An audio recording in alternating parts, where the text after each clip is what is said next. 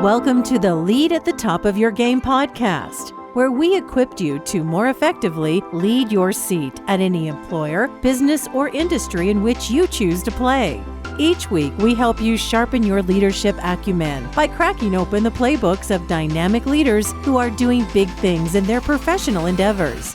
And now your host, leadership tactics and organizational development expert, Karen Farrell Rhodes.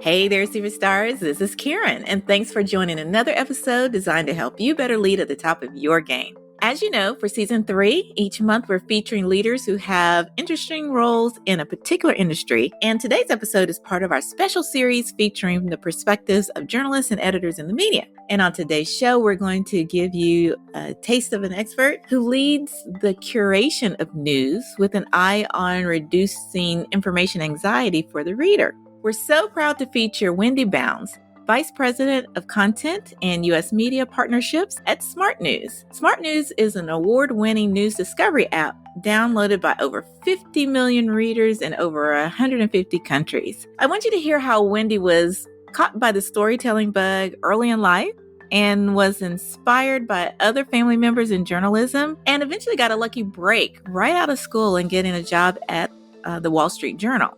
And that helped to launch her career at other high-profile media outlets. Along with her leadership story and advice, she sprinkles in how becoming a serious obstacle course athlete later in life, like competing in events like Tough Mudder, has propelled her perspectives of work-life integration.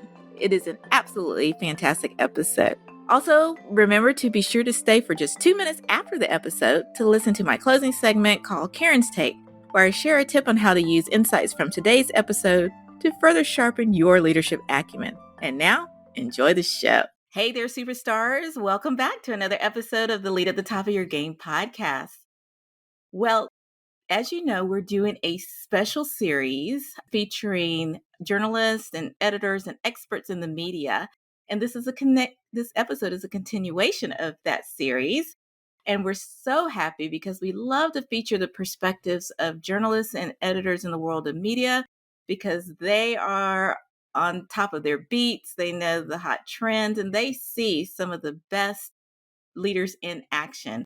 And so we are extremely honored to have, as another episode in this series, our guest today, who is Wendy Bounds.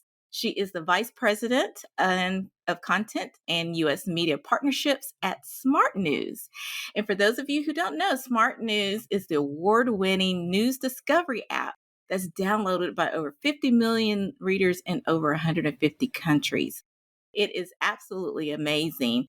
And Wendy, you got to hear her journey because she kind of started in the typical media space and then moved over to this cutting edge space. And she's going to share her story with us. But she too is an award-winning journalist and she's also an author. And she's worked at organizations such as like the Wall Street Journal, ABC News, CNBC, amongst others. So I'm going to quit trying to tell her story myself and let her share with you in just a few seconds. But before we do that, I want to officially welcome Wendy to the episode. Hey there, Karen. So good to be with you. So wonderful to have you, Wendy. Well, before we pull back the layers of the onion of your story and some of your thoughts on leadership and accomplishments and what it takes to lead at the top of your game, we'd love to get a little insight on you personally. So just as much as you feel comfortable, will you share just a tad bit about maybe your personal life and or passions with us? Yeah, I love this question that you ask. And I think I may be the first person on your show who will ever connect leadership to crawling under barbed wire and throwing a spear. And what do I mean by that? I late in life discovered a sport called obstacle course racing. Some people may have heard of it. It is Spartan Race is a big brand of this type of obstacle racing. Tough Mudder is as well. I'd never been an athlete my entire life. I was the kid, sit on the bench, last picked for the team. But we can get into this later, in my mid 40s, I discovered this sport and set off on this journey to become a competitive athlete right at the point where my body was sort of like saying, hey, wait a minute, our prime was like about a decade ago. You're doing this now. But it's a really adventurous a sport that has running, endurance running, sprinting up and down mountains, carrying heavy loads of rocks. And as I said, spear throws and barbed wires. I have learned some of the best leadership lessons I think I could have in my career through this journey. So that's probably one thing most people wouldn't know about me, even people who've known me for a lot of my career, because it's pretty recent, but happy to share it. Oh, that just sounds amazing. I think typical to most people, I in my younger days, I'm a sports fanatic anyway right now, Yeah. but I mean, but I grew up a tomboy and I grew up playing sports. And I was sharing with you right before we went live that I need to get that piece of your DNA to be just as active in my chapter of life now as much as compared to when I was a teenager. So I totally get it that you are my shero in doing that. We'll take that. That So is there high is praise. hope. Yeah, yeah.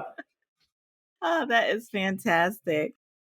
Well, thank you so much for sharing that. And so let's dive in since we have limited time together, because I'd love to hear, first of all, a little bit about your story and how you chose the industry of media and journalism. What caught your attention? Yeah, it's a good question. Happy to answer it. The thing that did come naturally, well, kicking a ball, I wanted to be a tomboy and I wanted to be in sports. That didn't come naturally. What did growing up was putting words together. And I was always sort of writing stories as a kid. I had family members who were journalists. And as far back as I can remember, I knew I wanted to have a role in life being a storyteller. And one of the ways to do that and to earn money was to become a journalist. And when I was in college at UNC Chapel Hill, I studied journalism there. And I was pretty lucky right out of school to get an internship with the Wall Street Journal. Knew nothing about finance. Let's just lay that out there, like barely like balancing my checkbook. But it was fascinating, right? Because the world of business is really the world of stories. And I cut my teeth in journalism there. I was so fortunate to work with some of the best editors and other writers in the world, and really saw the digital age come through the Wall Street Journal when we launched the first website there. And then video became huge, and then audio became huge. And during my time, I got, as you mentioned, when you were doing your very, very kind intro, I got the opportunity to do some TV work with ABC News and CNBC. So learned about that side of it and talking to a camera, and then have branched my career from there. I went over to Consumer Reports, which is one of the biggest advocacy and product testing organizations in the country, and ran their media for a while. And now, as you mentioned, I have transitioned into the media tech world at Smart News and am learning a whole different field. And you and I can talk about that later, but that's the short version. Gotcha, gotcha. Just for the listeners, let's go ahead and have you share a bit more about what is smart news and how it is cutting edge and how's it different from mainstream media. Sure. It's a news discovery platform. It's an app.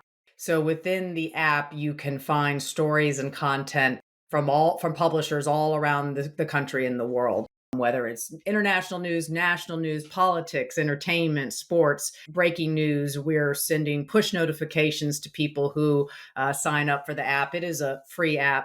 And the way I like to think about it is it's human conscience powered by artificial intelligence, right? So we're using AI to personalize the algorithms and the feeds that we're sending to people. But we also have a great team of journalists and editors and people in our trust and safety and excellence and operations division who are really minding the store, so to speak, and making sure that what is sent out is appropriate, meets our quality standards.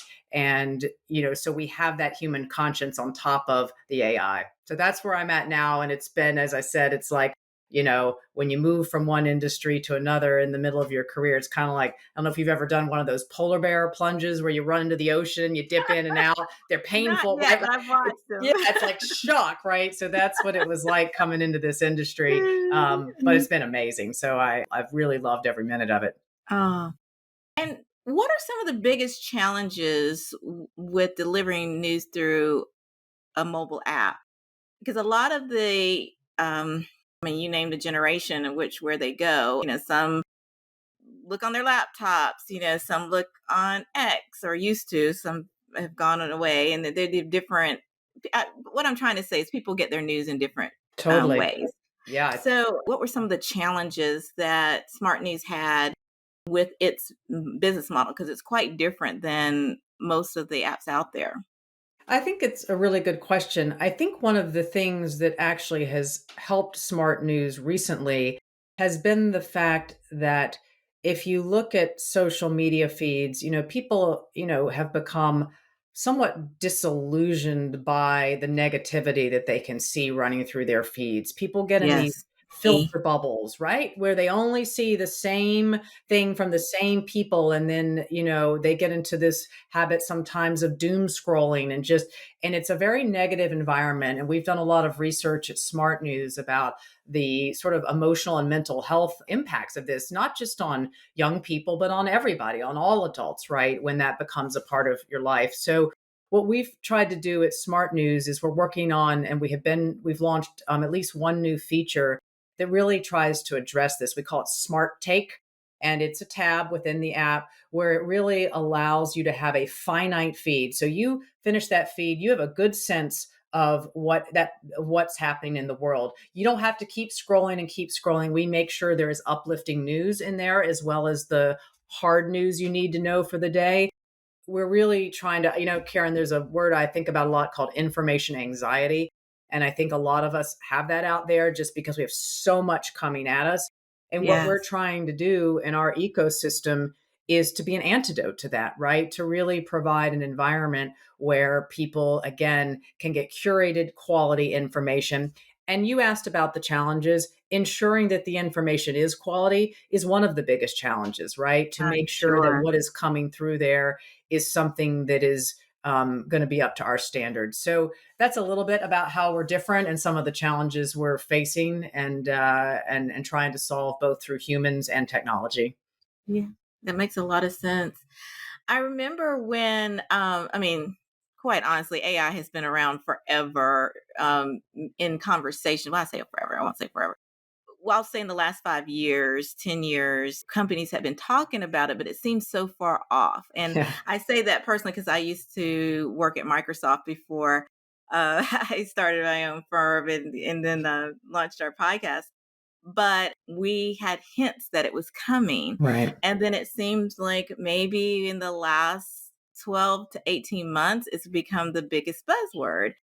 And people have different associations with it. They're fearful of jobs early in loss, or their industry is going to be transformed. And I would say, yes, check, and yes. Yep. But there's a place for humans in all of this. So I'm just curious on, I know AI is an important piece in how Smart News is way it's run. Were there any fears by chance with, any of your leaders at the company? I know you're fairly new, but were there any fears with the acceleration of the impact of AI, especially in news and media? I don't know if I would say fear, but I would say an awareness of responsibility. Being a tech company, I don't know if you're a movie fan or not. I think you are from I some of the podcasts I've listened to. So, I do. I think it's Spider-Man where they say, "With great power comes great responsibility," right? And Yes, that's you're always right. stuck with me, particularly being in media and now being in media and tech. I think there's great responsibility that we have as a tech platform to try and use AI for the benefit of humanity and to be very hyper aware of what some of the negative impacts can be. And so far, my experience with at our company has been that has been top of mind. And the way we are trying to introduce some of the new technologies that I know your listeners are hearing about and probably using themselves, such as generative AI and large language models. People are hearing more about these things. We're trying to do this, and again, in a very respectful way with the publishers who are our partners, and to be, again, very to acknowledge how important their role is in this, and to make sure that what we're doing and how we're curating and using their content in our app is not to harm them, right? But for to advance both information delivery for all users and to keep the whole ecosystem healthy. So that's, I think, responsibility and a healthy awareness is what I would say is what we're feeling. Makes a lot of sense. And I'm curious, Wendy, you've had a lot of leadership roles, like I said, in mainstream media as well as now in a high growth firm, still in the media space, but more cutting edge. Is it challenging to be a female leader in this space? And if so, in what ways? I think a lot about that question, and I'll tell you why. I have not found it personally. I'm just being very honest. It is not Yes, that please. challenging for me, but I know that there is a real absence of female leadership, particularly in the tech space.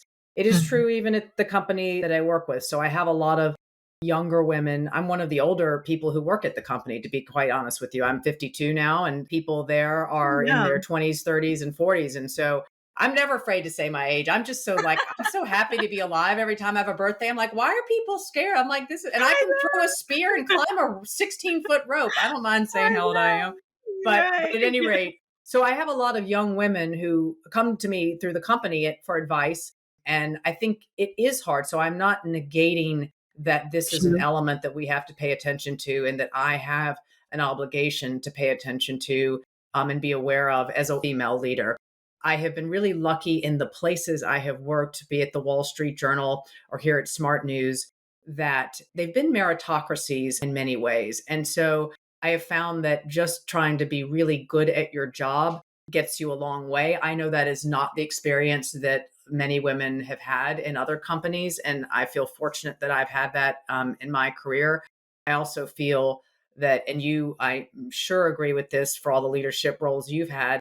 There is, as we used that word responsibility earlier, there's a Yes. responsibility to be aware of what is happening and to provide cover for people who may not have had the same journey that I have. And so I Right. take that very seriously. I do think there need to be more women in tech and more women in leadership positions in tech, and not just because it's the right thing to do, but because we're going to have better products for it.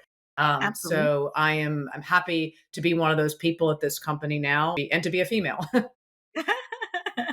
That's amazing. You're such a role model. I'm sure for not just the female staff, but all staff at Smart News and beyond.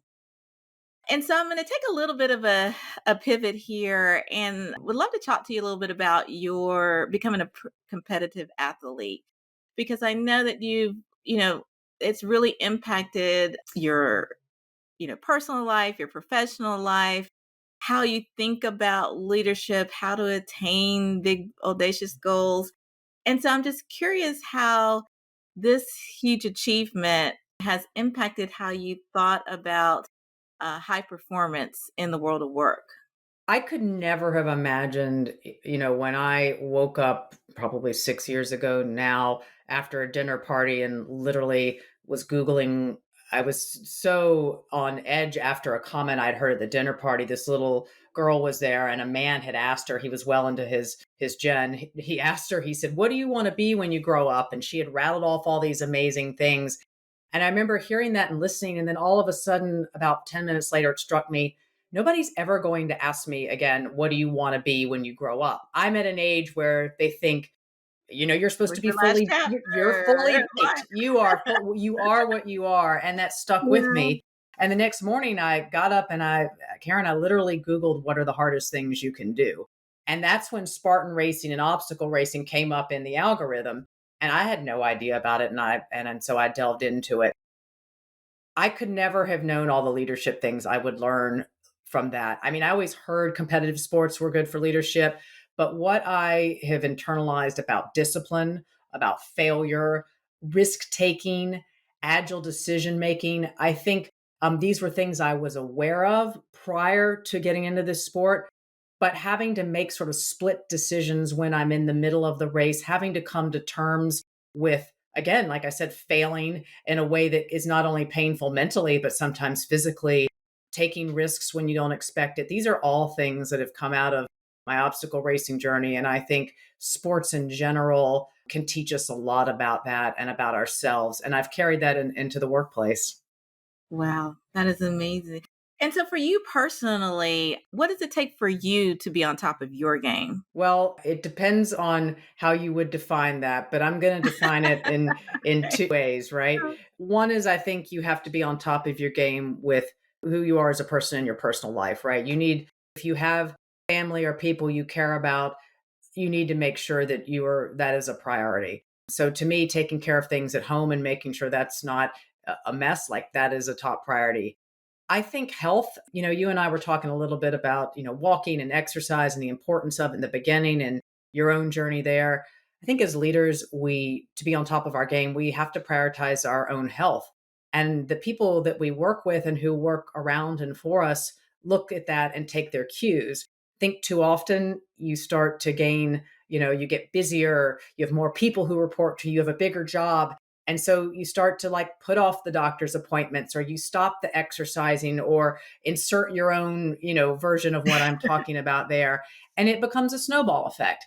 That's And if you're not healthy, you can't be at the top of your game. So I just want to underscore how important that is to me, and just in terms of having longevity in my life and career.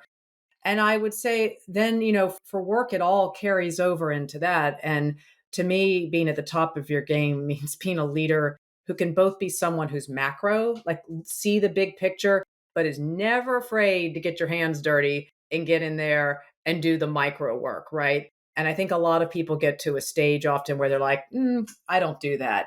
I tell you something, go back to work at a startup like I have. You have to be willing to take on any kind of role. So those are a few things I would share for you, just at least how I think of it personally, Karen. that is amazing. And even in our short time of getting to know one another, like I said, you're already one of my sheroes here, but it makes a lot of sense of your submission for which one of the tactics really resonated with you, because you have embodied it 110%. And so for listeners, as you know, one of the things we love to ask our guests is which is the top 7 leadership execution tactic that I wrote about in the book really resonated with our guests. And so Wendy was so kind to share that leading with courageous agility really popped for her. And for those of you who are not familiar, leading with courageous agility is all about having the courage and the fortitude to take calculated risk and do what you think is right, even when the future is uncertain or unclear. And Wendy's journey, not only throughout media and then at having career pivots, but then also, in the prime of her life, taking a pivot and, deciding to be a competitive athlete, takes courageous agility in spades. So I'm just curious, in your own words, Wendy, why courageous agility really resonated with you. Well, first of all, thank you for the term prime of your life. I'm going to use that. I like that. I'm going with that. When my book comes out about obstacle racing and next year, use that. I'm going to credit you. Oh, thank you. First of all, it's really hard to pick from your leadership tactics. I mean, they're all so resonant and important. They were. I Yeah. was like, is it executive presence? Is it intellectual horsepower? But I really was, I think, attracted to courageous agility for the reasons you mentioned. But I'll tell you a quick story. When I was in college, I had a professor named Phil Meyer, who was an incredible journalist. I idolized him at UNC Chapel Hill, where I went to school and went to their amazing journalism school. And one of Yeah. the first things he taught me when I was young collegiate student, he preached to the classroom that you always needed to have, and these were his words, a go to hell fund. And he said, you save, if you're a reporter making, no money, you save $25 of your paycheck, because at some point in your career, somebody's going to ask you to do something that is not going to align with your values and your soul and who you are. And you're not going to be, and if you don't have a quote, that fund, you're not going to be able to stand up for what you believe in. And you're not going to be able to take those calculated risks and do the right things. And that is really, Karen, it has stuck with me my whole life that, you need to be able to do that. You need to be able to do the right thing, whether you are a journalist or in any industry that you're in. So I don't know if I've always been able to meet the mark, but I have always at least hoped I would be able to try. And so that's why that one stuck out to me. That's amazing. What a great story. And it's so funny you have the name for it. My dad used to call it the Get Out of Dodge Fund, Much, meaning much, whatever just situation a you're nicer in. version, probably. Yeah, yeah. He was a journalist. You know how journalists are, right? Tough talking, Yeah, right? So there you go. But I that like is that. Get out of amazing. Dodge. He's right. Your Yeah. dad's right. Get out of Well, Yeah. and he meant by, whatever situation you were in that you just, whether it be personal or at work or whatever, had the funds to carry you over, where you could just say, no, this is not in alignment with what I want to do. And I'm going to look for my next great opportunity kind of thing. So, yeah. 100%. 100%. Well, Wendy, I wanted to first of all congratulate you on your current book. It's critically acclaimed and it's, called Little Chapel on the River. And I want you to talk a little bit about that. But then the exciting news is that you're like a heartbeats away from your next book being Yep. published. And I want to give some airtime to both of those before we wrap up our episode. So, can you first share a little bit about your current book and then maybe give a teaser about what's down the pike? Yeah, happy to do it. And you said heartbeats away, and that is a good descriptor for the other one. The first one I wrote after the terrorist attacks of September 11th, 2001. I lived next to the World Trade Center towers, and the planes went over my head that morning, and the towers collapsed outside of the window of the apartment where I lived. And I'm very lucky to be here having this conversation with you. And in the course of the apartment building I was living in was damaged that morning. And in the course of looking for a new place to live, happened to stumble upon this Irish pub up in New York's Hudson Valley. And it was run by this 80 something year old Irish proprietor. He had a country store in the front, a little pub in the back. And I was on my way back to New York City to look for a new apartment.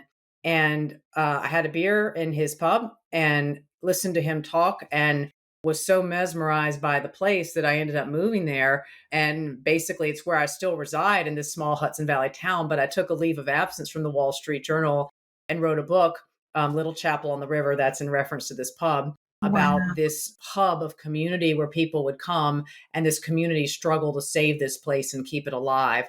And I worked behind the bar and I worked behind the counter and I got to know, you probably heard of the term, the third, I think it's called it's a third place, right? You have home, you have work, and then you have this third place where you go. Right. And that's what this was for a lot of people. So that was my first book, was that first person story about ending up in this place. It's a love story about a place really. And this town struggled to save this place and keep it alive and what happened. So that's book one. I'll pause there for a second, see if you have any questions, but that's what that one was about.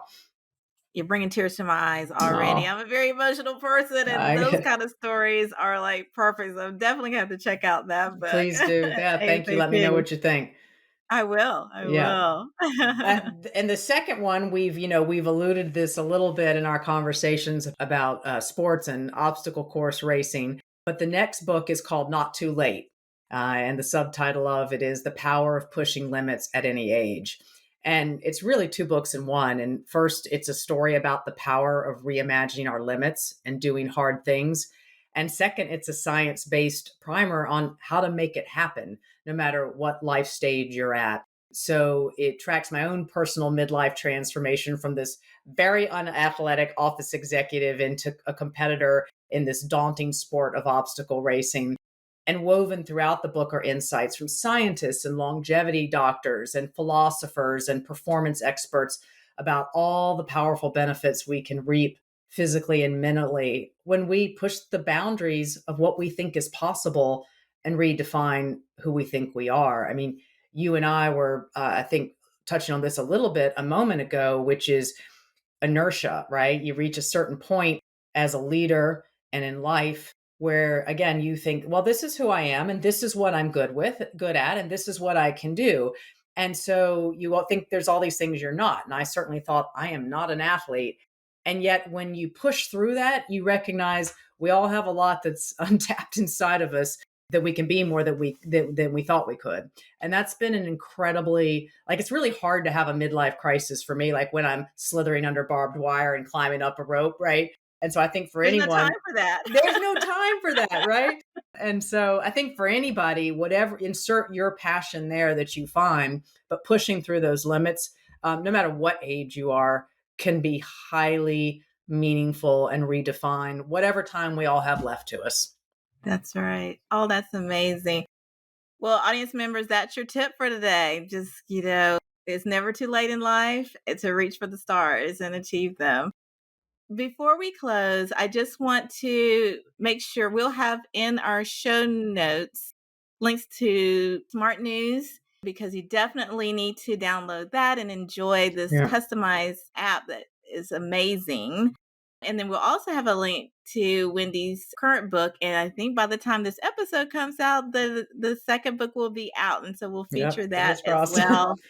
If not, then we'll do a follow-up email to make sure you all get those links as well.